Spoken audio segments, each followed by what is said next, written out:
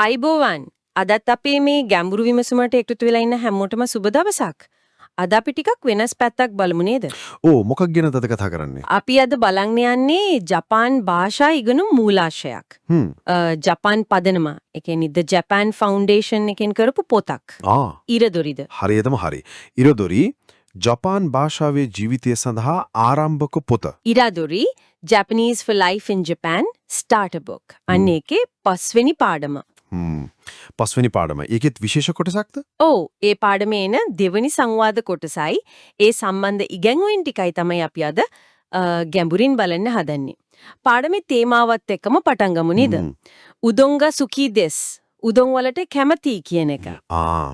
මම උදොං වලට කැමති කියන එක. හොඳ තේමාවක්. ඉතින් අද මේ කතාබහේ අපේ අරුණ තමයි මේ පාඩමෙන් ජපාන් කෑම ගැන කතා කරද්දී අර කැමැත්ත, අකමැත්ත කොහොමද හරියට කියන්නේ අහන්නේ කියන එක තේරුම් ගන්න එක. ඒට හරියම ප්‍රයෝජනවත් දෙයක් ජපානයේ ඉන්න කෙනෙක්ට වගේම ඉගෙන ගන්න කෙනෙක්ටත්. ඉතින් හැම ඉරදුරි පාඩමකම වගේ මේකෙත් අර can do එකක් තියෙනව නේද? ඔව් ඒක තියෙනවා. ඒ කියන්නේ ඉතින් පාඩම ඉවර වුණාම මොනවද කරන්න පුළුවන් වෙන්න ඕන කියන එක. මම ඒක ජපාන් භාෂාවෙන්ම කියවන්නම්ද. එතකොට අහගෙන ඉන්න අයටත් ඒක අහන්න පුළුවන්. අනිවාර්යයෙන්ම ඒක හොඳයි. 日本の食べ物について好き嫌いを質問したり質問に答えたりすることができます。ඒ කියන්නේ ඉංග්‍රීසියෙන් කිව්වොත් can ask and answer questions about Japanese food you like or dislike. ඔව්. සරලවම ජපාන් කෑම ගැන කතා කරද්දී මොනවටද කැමති අහන්නත් මම මේවට කැමති හරි මේවට නම් එච්චර නෑ වගේ උත්තර දෙන්නත් පුළුවන් වෙන එක. ඒක තමයි ඉලක්කය. හොඳයි. එහෙනම් බලමු කොහොමද මේ ඉලක්කයට යන්න පාඩම ගොඩනගලා තියෙන්නේ කියලා. මුලින්ම මොනවද කියන්නේ? පාඩම පටන් ගන්නෙම අද වචන ටිකකින්. කොතොබානෝ ජුන්බි. ඒ කියන්නේ වචන මාලාව සූදානම් කිරීම. කෑම වර්ගවල නම් වෙන්නේ නැති නේද? ඔව් ජපාන් කෑම වර්ග කීපයක නම් තමයි මූලාශ්‍රය නම් හරි ලස්සනට පින්තූරත් එක්ක දීලා තිනොර ABCD ගාලා K වෙනකම්ම. පින්තූරත් එක්ක ඒක හොඳයි ඉගෙන ගන්න කෙනාට. අපිට ඉතින් පින්තූර කියන්න බෑනේ. පොඩ්ඩක් මොනවද ඒ කෑම වර්ග කියලා කිව්වොත් හොඳයි නේද? අනිවාර්යයෙන්ම උදාහරණයක් විදියට දැන් සුෂි කියන එකයි සෂිමි කියන එකයි ගොඩක් අය දන්නේ ඕනේ අර අමු මාළු සම්බන්ධ කෑම. ඔව් ඒක ජනප්‍රියයි. ඒ වගේම නූඩල්ස් වර්ග තියෙනවා රාමෙන් උදොන් අද අපේ තේමාවත් උදොන්නේ. හරි. ඊට පස්සේ සොබා තව අර ගැඹුරු තෙලේ බදින තෙම්පුරා.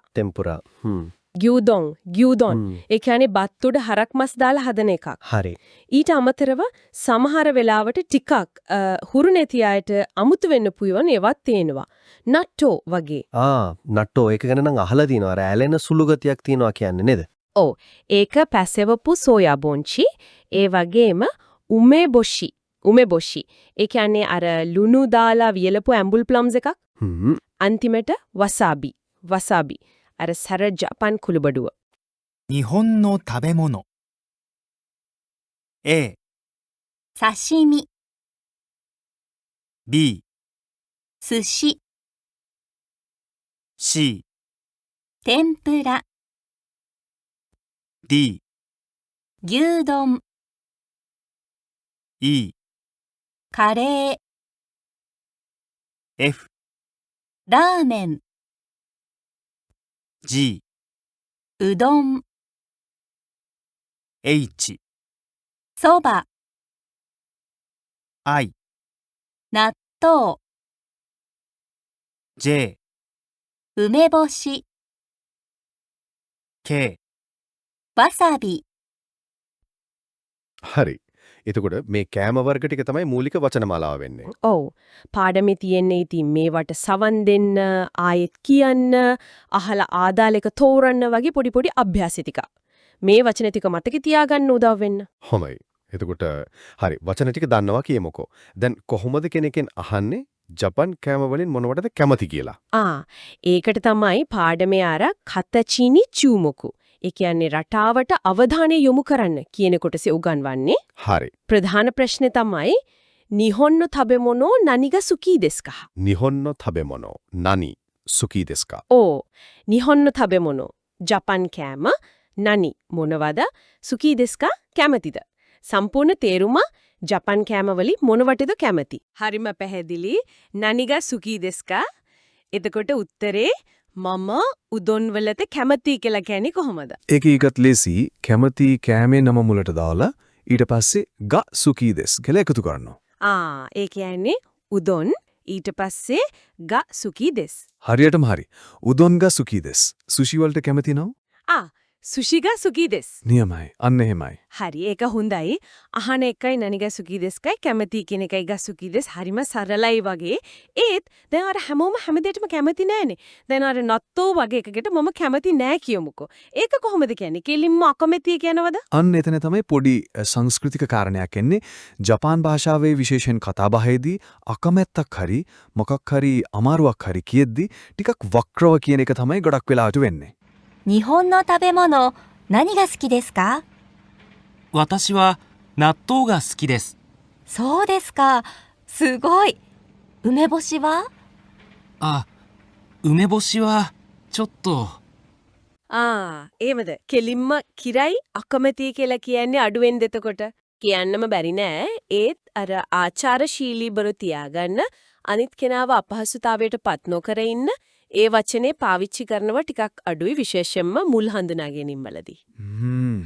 එතකොට මොකක්ද ඒකට පාවිච්චි කරන ක්‍රමය? පාඩමේ මොකක්ද කියන්නේ? පාඩමේ උගන්වන හරිම සුලභ හරිම වැදගත් යෙදුමක් තමයි නත්තෝ වා චොත්තෝ.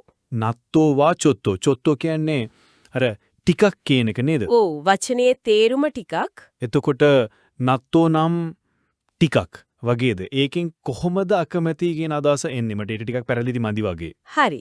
මෙහෙම හිතන්නකෝ කවුරු හරි අහනවා නත්තෝවා නත්තෝ. එතකොට කියලා ඔයා උත්තර දෙනවා නත්තෝවා චොත්තෝ කියලා. එතනින් නවත්තනවා. වාක්‍ය ඉවර කරන්නේ නැහැ. ඔව් අන්නේ නවත්තන එකෙන් අර චොත්තෝ කියන වචනේ එකතු වුණාම අහන කෙනාට තේරෙනවා මෙයා නත්තෝ වලට එච්චර කැමති නෑ වගේ. හරි නත්තෝ මෙයාට ටිකක් අමාරුයි වගේ කියලා. ඒක කෙලින්ම අකමැති කියනවට වඩා හරිම මෘදුයි අනිත් කෙනාගේ හිත රිදෙන්නෙත් නෑ. හරිම අපූරුයි ඒක.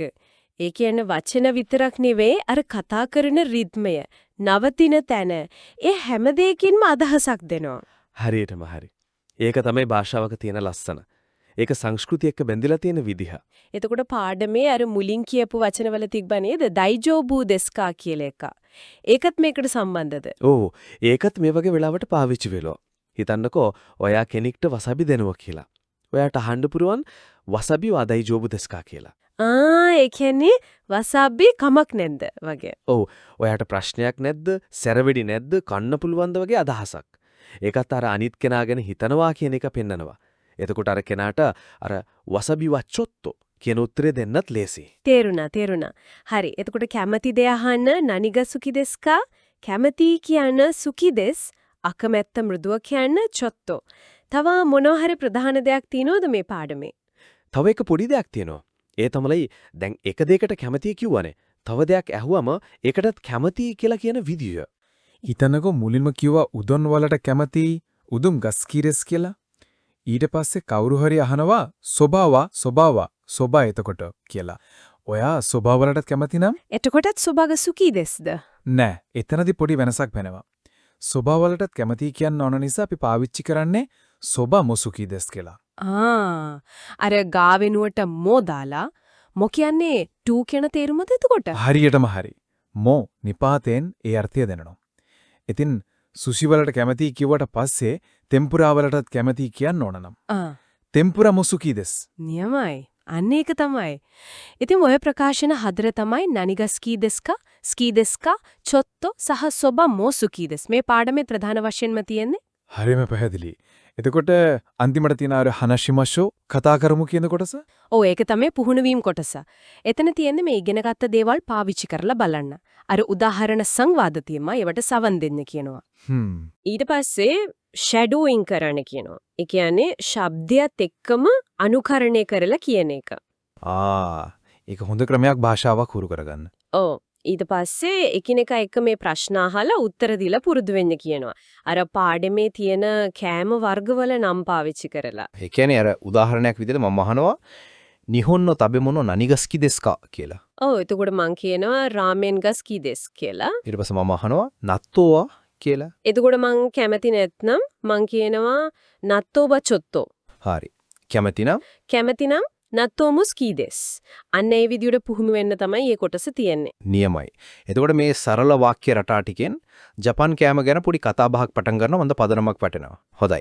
එහෙනම් අපි අද කතා කරපු දේවල් පොඩ්ඩක් එකට එකතු කරලා බැලුවොත් ඔව් අපි මුලින්ම බැලුවා ජපන් කෑම වගේ දෙයක් ගැන කෙනෙක්ගේ කැමැත්ත අහන ප්‍රශ්න නනිගස්කී දෙස්කා. හරි. ඊට පස්සේ Taman කැමති දෙයක් කියන්න නනිනනිගා සුකී දෙස් කියන විදිහත් තව දෙයකටත් කැමති නම් නනිනනි මෝ සුකී දෙස් කියන විදිහත් බැලුවා.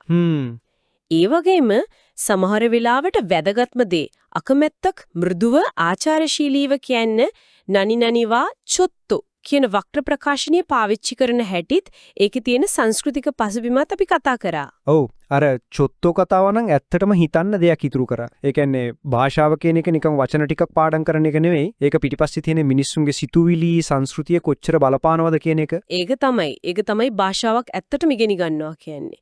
අර ව්‍යාකරණ නීති වර්චන විතරක් නෙවෙයි ඒ භාෂාව කතා කරන මිනිස්සු කොහොමද හිතන්නේ කොහොමද එකිනෙකා එක ගනුදෙනු කරන්නේ කියන එක තේරුම් ගන්න එක. විශේෂයෙන් ජපාන් වගේ අර සමාජ සම්බන්ධතාවලදී අනිත් කෙනාගේ හැඟීම් ගැන ගොඩක් හිතන ආචාරශීලී බව අගය කරන සංස්කෘතියක මේ වගේ වක්‍ර ප්‍රකාශන හරිම වැදගත්. කෙලින්ම බෑ කිව්වොත් අකමැති කිව්වොත් ඒක අනිත් කෙනාට අපහසුයක් වෙන්න පුළුවන් කියලා හිතන නිසා තමයි මේ චොත්තෝ වගේ දේවල් පාවිච්චි වෙන්නේ. ඒක හරිම වටිනා කරුණක්. ඉතින් මේ වගේ භාෂා පාඩම් ගැන විතරක් නෙවෙයි වෙනත් මූලාශ්‍රවත් අරගෙන අපි ගැඹුරින් කතා කරනවානේ. ඉදිරියටත් ඒ වගේ දේවල් ගේන තමයි බලාපොරොත්තුව. අනිවාර්යෙන්ම අද අපි මේ කතා කරපු හැම දෙයකම පදනම් වුණේ ඉරදොරි ජපන් භාෂාවේ ජීවිතය සඳහා ආරම්භක පොතේ පස්වෙන පාඩමේ දෙවන සංවාද කොටස කියන එකත් නැවත මතක් කරන්න ඕන. ඇත්තටම ඒ වගේ හොඳ මූලාශ්‍රයක් නිර්මාණය කරපු එක ගැන ජපන් පදනමට අපි ස්තුතිවන්ත වෙන්න ඕන. ඇත්තම ඒ වගේම මේ විමසුමට සවන් දීගෙන හිටපු හැමෝටම බොහොම ස්තුතියි. තවත් මේ වගේ ගැඹුරු විමසුමකින් අපි ඉක්මනටම හමු වෙමු. අදට අපි ගිහිල්ලෙන්නන් channel එක subscribe කරන්න.